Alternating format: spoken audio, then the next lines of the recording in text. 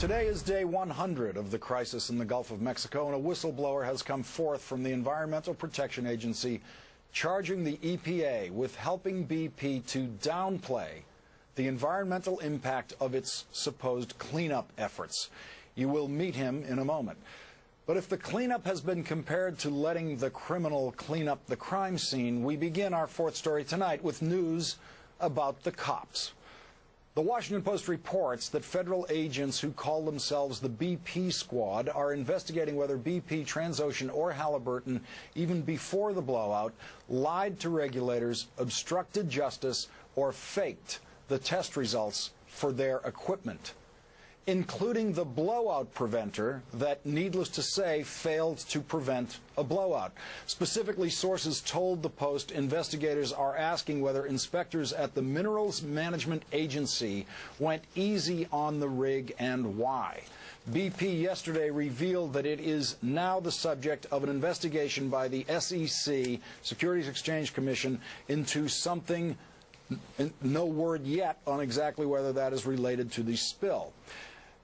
And while Jane Lubchenco, director of the National Oceanic and Atmospheric Administration, says the oil is becoming harder to find, the Natural Resources Defense Council's annual report on beaches found no downturn in the number of beach closures or advisories since the spill was capped. The NRDC reports that the number of beach closures and advisories this year, 2,200, is roughly 10 times more than last year.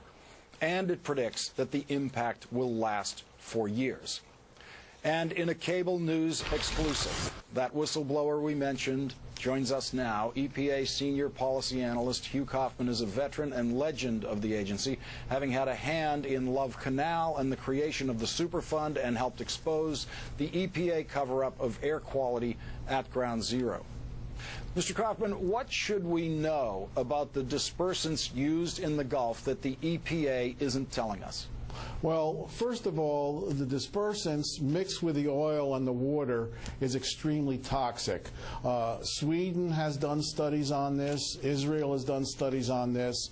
And the only real purpose of using so many dispersants with the oil was to cover up the volume of oil that was released from that well. So that and lying about how much is coming out was a mechanism to help BP save billions of dollars in fines.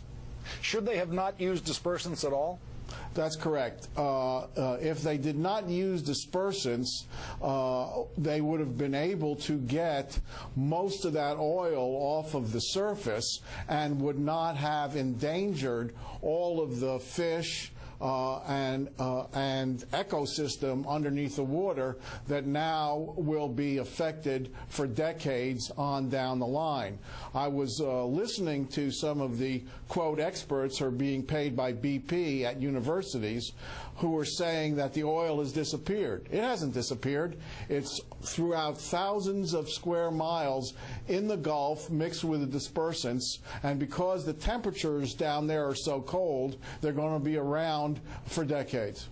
Now, were you and others at the EPA making this case within the system that arguing that we shouldn't be using dispersants there, and what was the response? Well, the working level troops in research, some of the toxicologists who have experience in education, were trying to get management to pay attention to the data that EPA had and has had for decades, but to no avail. There was a political decision made to let BP take the lead as opposed to the government being proactive as we used to be. Now, when you say a political decision, are you saying that that decision was made by EPA Administrator Lisa Jackson, a Barack Obama appointee, or was it made outside of the EPA? The decision was made outside of the EPA by political appointees, but I don't have the vision to see how high up that was made. My vision is limited because I'm in the middle of the bureaucracy. And what evidence is there that the dispersants are doing the kind of damage that you're talking about? Well, we've seen anecdotal information of mammals in the water like dolphins bleeding from their orifices. Some of the workers who have done the spill cleanup are having the same problem. The dispersant and oil mixtures are supposed to atomize materials like oil. Well, if that gets into your system, that atomizes your cells, and that's why there's hemorrhaging. So there's anecdotal information both down there in the Gulf, similar to the anecdotal information at the Exxon Valdez case almost 20 years ago. What is the best scientific approach from this point forward? Well, right now we're very limited. We've got hundreds of millions of gallons of oil spread out, mixed with 2 million gallons of dispersant. And so what we have to do is accurately monitor the air and water and be very careful with the seafood. But we've now poisoned thousands of square miles of the Gulf, and we have to recognize that and take precautions so that we minimize the damage that we have done. Hugh Kaufman, Senior Policy Analyst for the EPA, thank you for your insights on this tonight. Thank you, sir.